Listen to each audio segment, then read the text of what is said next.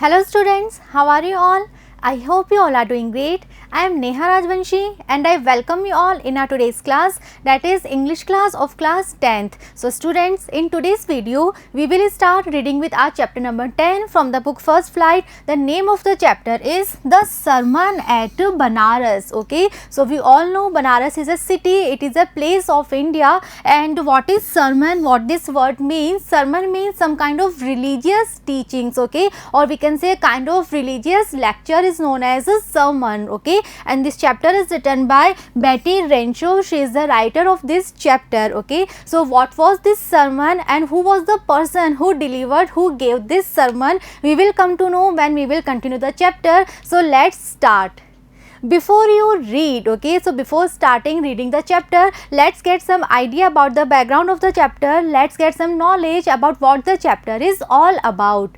This chapter is extracted from Values and Voices, a college reader 1975 by Betty Renshaw. Okay, so this chapter that we will read here, this chapter is actually a part. Okay, so this is extracted from a big volume entitled Values and Voices, a college reader, that was published in 1975, written by Betty Renshaw. Okay, so जो writer है Betty Renshaw ने, इन्होंने एक थोड़ा बड़ा volume, एक बड़ी writing लिखी थी with the title Values and Voices, a college reader, that was published in 1975. So this chapter is a part, this chapter is extracted from that volume. Okay, sermon is a religious lecture. So as I have told you, what is sermon? Sermon means a kind of religious lecture. In this chapter we will learn about a sermon given by Gautam Buddha, founder of Buddhism at Banaras. Okay, so in this chapter the sermon that we will read, that sermon was given by Gautam Buddha. Okay, and I am sure you all know about Gautam Buddha,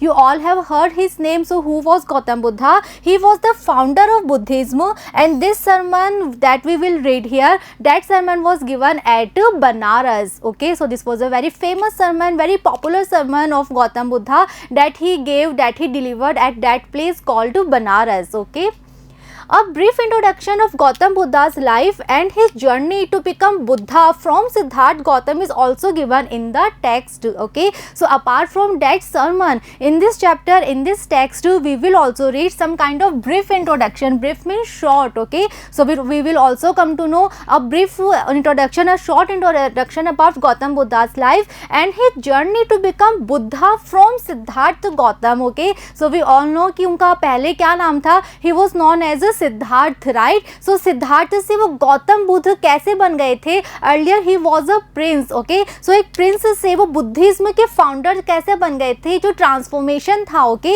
ये जो journey थी, okay, from becoming a monk, और we can say the founder of Buddhism from a prince. Okay, so जो journey है, जो transformation है, that we will also read in this chapter. In this sermon he talks about the ultimate destiny of humankind, that is death. Okay, and in this sermon जो कि उन्होंने बनारस में दिया था, that was one of his most popular, most famous sermons. इस sermon में उन्होंने किसके बारे में बात की है? He talks about the ultimate destiny of humankind, and what is the ultimate destiny of all of us? That is death. Okay, so we all know कि everyone who is born in this earth that has to die. Okay, so हर किसी का जिसका birth हुआ है उसकी death भी जरूर होगी. So death is the ultimate truth, और we can say it is the ultimate destiny of all human beings, of all of us. Okay, so इसी के बारे में उन्होंने अपने सर्मन में बात की थी. सो ये सर्मन हम पढ़ेंगे और इसके अलावा उनकी लाइफ के बारे में भी हम जानेंगे in this chapter. So let's start reading with our chapter the sermon at Benares. Gautam Buddha 563 BC to 483 BC began life as a prince named Siddhartha Gautam in northern India. Okay, so जो गौतम बुद्ध थे उनका birth कब हुआ था? 563 BC, और कब तक वो रहे थे? 483 BC. So BC means before Christ. Okay, so Christ से पहले का जो टाइम था that is known as BC, before Christ. और इस टाइम की जो कैलकुलेशन होती है वो ऐसे ही होती है. So please don't get confused कि 563 पहले कैसे आ गया, 483 बाद में कैसे आ रहा है। सो आप सबने देखा होगा, मैथ्स में आप पढ़ते होंगे नंबर सिस्टम। सो जीरो के जो आगे वाली डिजिट होती हैं वो 1 2 3 4 ऐसे कंटिन्यू होती हैं, राइट। लेकिन इससे पहले कैसे हम लिखते हैं, -1 -2 -3। सो इसमें आप क्या देख रहे हैं, जो बड़ी डिजिट है वो पहले आती है और स्मॉल डिजिट बाद में आती है, राइट। सो जब बिफोर क्राइस्ट के टाइम की जो कैलकुलेशन होती है वो भी इसी तरह से की जाती है, उसमें बड़ी डिजिट पहले आती है और स्मॉल डिजिट बाद में आती है, राइट। दैट्स वाई उनका बर्थ हुआ था 563 BC में और उनकी लाइफ एंड हुई थी 483 BC में। क्लियर। सो इन्होंने जब अपनी लाइफ थी वो लाइफ वो he started as a prince, okay. So he was a prince and he was known as Siddhartha Gautam, okay. And he use to live in some place at northern India, okay. So जो north India है वहाँ पे कहीं ये रहा करते थे और ये वहाँ के प्रिंस थे and he was known as Siddhartha Gautam, right. At 12, he was sent away for schooling in the Hindu sacred scriptures and 4 years later, he returned home to marry a princess, okay. So when he was at the age of 12, at that time he was sent away for schooling, he was sent away for some formal education, okay, in the Hindu sacred scripture. Sacred means connected with God, okay, something that is considered very holy, that is considered to be connected with God. And scriptures means holy books और we can say holy writings, okay. So जो Hindu religions की holy books हैं, Holi writings हैं, उनको पढ़ने के लिए इनको भेजा गया था at the age of 12 and he came back after 4 years, okay. So after 4 years he completed his schooling, he completed his education, his formal education, and he came back, and when he came back he was married with a princess, okay. They had a son and lived for 10 years as befitted royalty, okay. So after their marriage they had a son also and they lived almost 10 years as befitted royalty. What is befitted? Befitted means something that is very appropriate, right. So ये Prince थे और इस बहुत ही royal life थी इनकी, बहुत ही royalty के साथ ये रहा करते थे, okay. At about the age of 25, the prince heretofore sheltered from the sufferings of the world while out hunting chanced upon a sick man, then an aged man, then a funeral procession, okay. So ये जो Prince थे, जो सिद्धार्थ गौतम थे, when he was at the age of 25, okay, तब क्या होता है, so 25 की एज तक तो ये हमेशा शील्डेड रहे थे। शील्डेड मीन्स प्रोटेक्टेड, इनको हमेशा प्रोटेक्ट करके रखा गया था। हेretofore means till then, okay. So till the time when he was at the age of 25, till that time he was always protected from the sufferings of the world, from the sufferings of the outer world, okay. इनकी life जो थी वो बहुत ज़्यादा luxurious थी। ये Prince थे जो ये हमेशा अपने महल में रहा करते थे, right. He was having all the comforts, all the luxuries that was needed, और इनको पता ही नहीं था कि आउटर वर्ल्ड में जो नॉर्मल इंसान हैं उनके लाइफ में कितनी सारी सफरिंग्स होती हैं, ये इन्होंने तब तक देखी ही नहीं थी, ओके। लेकिन जब ये 25 ईयर्स के होते हैं, then once he was out for hunting, okay. एक बार ये हंटिंग के लिए बाहर गए थे। एट दैट टाइम ऐसा चांस हुआ कि इन्होंने सबसे पहले एक सिक मैन को देखा, okay. One person who was not well, who was ill, उस पर्सन को उन्होंने देखा। आफ्टर डैट उन्होंने एक एजेड मैन को देखा, एक ओल्ड मैन को देखा, and after that he saw a funeral procession, okay. So funeral procession आप सबने भी देखा होगा, इस तरह का जो फ्यूनरल प्रोसेशन होता है ये उन्होंने देखा था for the first time when he was at in the age of 25, okay. इससे पहले तक ये हमेशा बहुत ज़्यादा प्रोटेक्टेड लाइफ जीते थे, राइट। बहुत ज़्यादा comfortable life, full of luxury, full of comfort इनकी लाइफ थी। He was totally unaware about the sufferings, about the pains of normal people, कि नॉर्मल पीपल की लाइफ में कितनी सफरिंग्स होती हैं, वो सिक भी होते हैं, वो टाइम के साथ ओल्ड भी होते हैं, राइट। और आफ्टर वन पॉइंट उनकी डेथ भी हो जाती है। सो ये जो we can say the biggest truth होता है लाइफ का, इन सब बातों से वो टोटली अनअवेयर थे, राइट। वो अपनी बिल्कुल comfortable life as a prince, वो उस लाइफ को वो इंजॉय कर रहे थे, ओके। तो जब उन्होंने फर्स्ट टाइम इन सफरिंग्स को देखा, जो आउटर वर्ल्ड की रियलिटी है, इस रियलिटी को जब उन्होंने देखा, सो उनके लाइफ में एक बहुत बड़ा चेंज आता है, okay. And finally a monk bagging for arms, okay, और फाइनली उनको एक मोंक दिखाई देता है, मोंक किसे हम कहते हैं जो सेंट्स होते हैं, वो उनको दिखाई देता है, who was begging for some kinds of arms. What is arms? Arms we can say some money और food that we give to people. Okay, so इन सब लोगों को देख के उनके माइंड में, उनके हार्ट में कुछ चेंजेस आते हैं. Okay, These sights so moved him that he at once went out into the world to seek enlightenment concerning the sorrows he had witnessed. Okay, so उस दिन उन्होंने अपनी लाइफ में for the first time ये जो sights देखे थे, जो सीन देखे थे different, इन सब की वजह से he was so moved. Okay, so इन सब चीज़ों ने all those things, all those scenes touched him so deeply, so intensely that he at once went out into the world to seek enlightenment. What is enlightenment?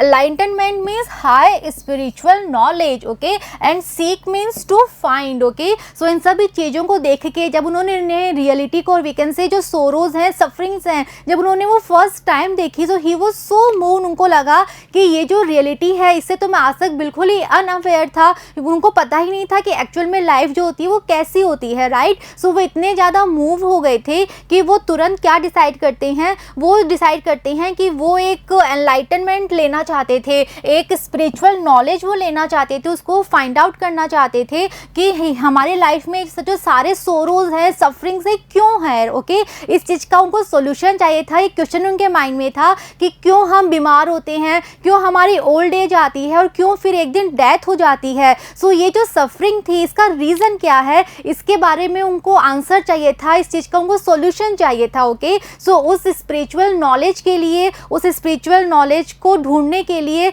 वो decide करते हैं कि वो अपना घर छोड़ देंगे और वो बाहरी वर्ल्ड में चले जाएंगे. Okay, He wandered for 7 years and finally sat down under a peepal tree. Okay, so for his answers, to get all the answers of his question, he wandered almost 7 years. Okay, वो 7 years तक एक जगह से दूसरी जगह पर जाते रहे with all his questions कि हमारी लाइफ में इतनी सफरिंग्स क्यों है, सोरोज क्यों है, what is the reason, लेकिन कहीं में उनका आंसर नहीं मिला. Okay, so for almost 7 years वो एक जगह से दूसरी जगह पर जाते रहे and finally one day he sat down under a peepal tree. Okay, where he vowed to stay until enlightenment came. Okay, and at that time वहाँ जब वहाँ पीपल ट्री के नीचे वो बैठते हैं, वहाँ पे वो एक तरह से वाव लेते हैं, वो एक तरह से ओथ लेते हैं कि वो यहीं पर बैठे रहेंगे. किस टाइम तक? जब तक ये एनलाइटनमेंट जो है ये नहीं आ जाता, जब तक ये जो नॉलेज है, स्पिरिचुअल नॉलेज, ये जो ट्रुथ है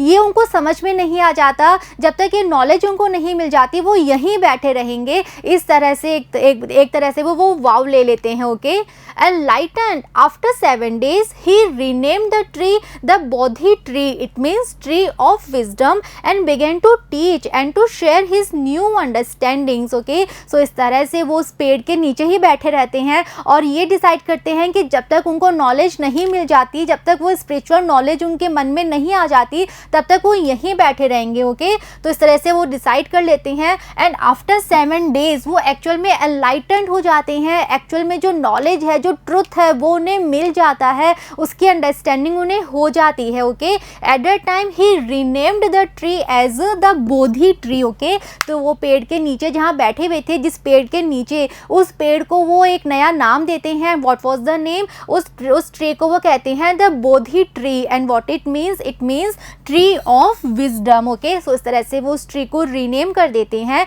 and he began to teach and to share his new understanding. जो उन्हें एक न्यू नॉलेज मिली थी, जो न्यू अंडरस्टैंडिंग उन्हें मिली थी, he started to share that knowledge, that understanding with everyone. Okay, At that point, he became known as Buddha, the awakened or the enlightened. Okay, तो जिस तरह से उन्होंने ट्री को रीनेम कर दिया था, वैसे ही उनका भी नाम चेंज कर दिया गया था and now he was known as a Buddha. Okay, so अब वो सिद्धार्थ नहीं रहे थे, now he was Buddha. And what Buddha means? Buddha means the awakened one और the enlightened one. Okay, so जिसे जो स्पिरिचुअल नॉलेज है, जिसे जो स्पिरिचुअल ट्रुथ है, जो अंडरस्टैंडिंग है, जिसको वो समझ आ चुकी है, जिसको उस अल्टीमेट ट्रुथ का ज्ञान मिल चुका है, उसे हम कहते हैं Buddha. Okay, so now he was the enlightened one, that's why now he was known as Buddha. Okay, the Buddha preached his first sermon at the city of Banaras, most holy of the dipping places on the river Gangas. That sermon has been preserved and is given here. Okay, so अब जो सिद्धार्थ थे, now he was known as Buddha, और अब जो बुद्धा थे, he was sharing his understanding with everyone. So he preached his first sermon. What is preached? Preach means to deliver a sermon. Okay, so उन्होंने अपना first sermon means religious और moral talk, और we can say religious lecture. Okay, so अपना first religious lecture उन्होंने कहाँ दिया था? At the city of Banaras. Okay, और जो city of Banaras है, that is also a very famous place. Why? Because it is the most holy of the dipping places on the river Ganga. जो river Ganga है उसके किनारे पे जितने भी dipping places है उसमें से सबसे holy place कौन सा consider किया जाता है? बनारस. ओके, इसीलिए बनारस जो है वो बहुत ही फेमस प्लेस है. That sermon has been preserved. इसीलिए उन्होंने डिसाइड किया था कि अपना फर्स्ट सरमन वो कहाँ देंगे? बनारस में देंगे. ओके, और जो बनारस में उन्होंने सरमन दिया था, जो लेक्चर उन्होंने डिलीवर किया था, that was preserved and is given here. वही लेक्चर जो है वो हमें यहाँ इस चैप्टर में दिया जा रहा है. उसी सरमन को प्रिजर्व किया गया और उसको यहाँ पे प्रेजेंट किया गया है इन this chapter. Okay, It reflects the Buddha's wisdom about one inscrutable kind of suffering. और ये जो सरमन है, ये सरमन रिफ्लेक्ट करता है, ये सरमन शो करता है कि जो गौतम बुद्ध थे उनमें एक्चुअल में विजडम थी. किसके बारे में? About one inscrutable kind of suffering. inscrutable means impossible to understand, right? हम सभी ह्यूमन बींग्स की एक ऐसी सफरिंग है जिसे हम एक्चुअल में समझ नहीं पाते हैं, लेकिन गौतम बुद्ध उस सफरिंग को समझ गए थे. गौतम बुद्ध को अब ये पता था कि ह्यूमन लाइफ में इतनी सफरिंग, इतने सोरो, इतने पेन क्यों होते हैं, राइट? सो जो सफरिंग्स हमारे लिए समझ पाना मुश्किल होता है, हमारे मन में हमेशा एक क्वेश्चन होता है कि हमारी लाइफ में इतनी सफरिंग्स क्यों है, इतने सोरोज क्यों है, इतना पेन क्यों है, राइट? हमारे पास आंसर नहीं होता, but Gautam Buddha was having the answer, he was having the solution for that also, right? So इसीलिए जो सरमन उन्होंने वहाँ बनारस में दिया था, that was so important because he was having the solution for that suffering, that sorrow. Okay, so what was the sermon? That we will read when we will continue the chapter in the next video. So see you in the next video. Thank you.